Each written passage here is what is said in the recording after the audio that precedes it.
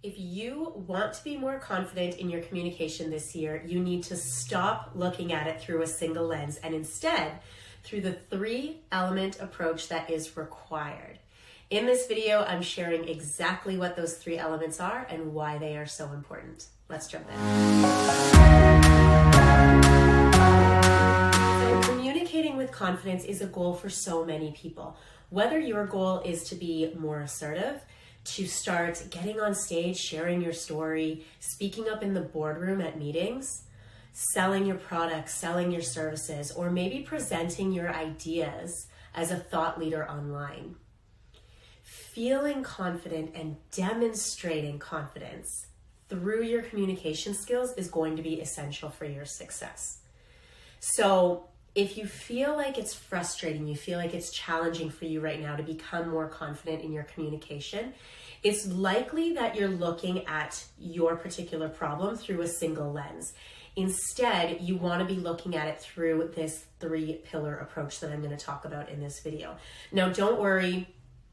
If this is you, you're not alone. In fact, it's so common that I actually built my coaching process around this 3-pillar formula because I found that virtually all of my clients are benefiting from it, no matter what their communication challenge is, no matter what their communication goal is.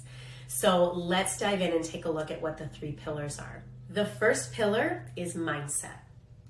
So communication anxiety, communication apprehension, this is something that is so incredibly common. Is roughly 73% of people experience fear and anxiety when it comes to speaking up in front of others. Now, the good news is you're not alone. It also means that confident communication is something that has to start within. So in order to actually present yourself confidently, you have to feel that confidence for yourself. It doesn't matter how skilled you are. It doesn't matter how many tools you have.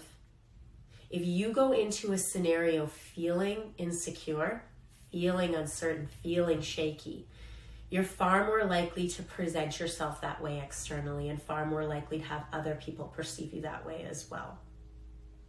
Now, the truth of it is that anxiety, nerves, imposter syndrome, all of that, it's bound to creep in from time to time, right? If you have a system, though, to manage those nerves when they do come up, you're going to find yourself reaching your communication goals so much faster and with much more success because you're not going to be allowing your nerves to hold you back from taking the action that you need to be taking. Okay, pillar number 2 is your message. Now, I would say one of the most overlooked but also most critical components of confident and effective communication is knowing how to create a very clear and very concise message. So a lot of the time when we're in our conversations, we tend to be in our own head. We're thinking to ourselves, how am I going to respond to this person? Did what I say just make sense? Did I give them enough information? And what happens is we end up falling into the trap of overcomplicating our own message. So either we end up using more sophisticated words because we want to sound smarter, we want to sound more credible, we don't recognize maybe that we're using too much industry jargon, or we get into the trap of over-explaining ourselves because we're worried that we didn't provide enough information.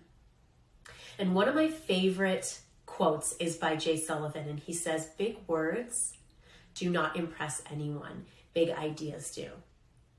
And your impact doesn't come from sounding smarter.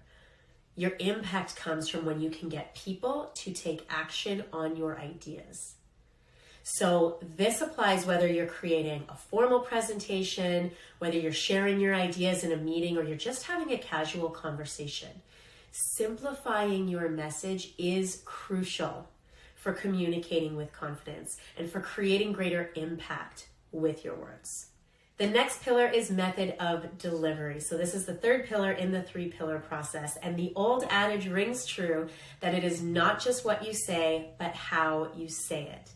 So yes, 100% your verbal message that we just spoke about, it matters.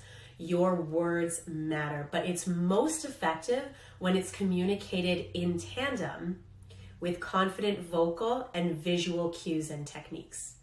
So understanding that confident vocal attributes such as the speed and the volume at which you speak, or when you pause within your sentence, can really make or break the confident delivery of your message. And the same goes for your visual cues, right? So what is your body language telling other people about you? How are your facial expressions? What about your hand gestures? Remember, how you present yourself is strongly influencing how other people perceive you, right? So you want to ensure that not only is your message clear and confident, but that your delivery is as well. So there you have it. Those are the 3 pillars to confident communication. And the next time that you are going into any scenario where you want to be communicating with more confidence, you want to be communicating more effectively, and you want to be perceived with more confidence, I want you to be thinking about approaching all 3 of these angles. And I promise you, you are bound to hit your goal much faster and with much greater success. If you found this video helpful, give it a thumbs up. Don't forget to subscribe, and I'll see you in the next one.